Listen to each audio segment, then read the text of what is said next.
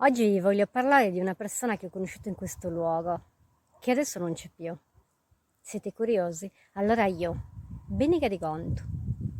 Questo è il lungomare di Muravera e in una mattina di tanti anni fa avevo conosciuto un simpatico signore. Ci aveva detto che aveva quasi 97 anni, incredibile perché ne dimostrava almeno 15 in meno. E si chiamava Vittorio Orru. Guidava l'auto, ben vestito, elegante, con vino, vero? E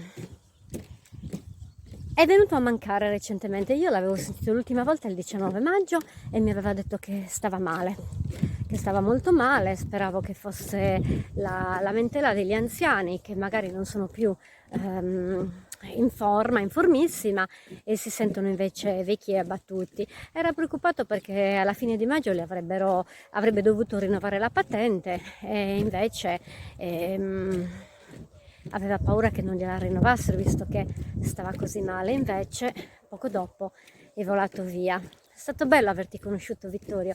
Dovunque tu sia, io ti porterò nel cuore come tutte quelle persone che hanno regalato una gioia alla mia esistenza. Hai portato luce, allegria in questa bellissima spiaggia dove spesso io vengo da sola, che poi da sola non sono mai, perché sono sempre con i miei pensieri, con la mia fede e quelle tante persone che incontro qua per caso e che mi regalano tanta gioia.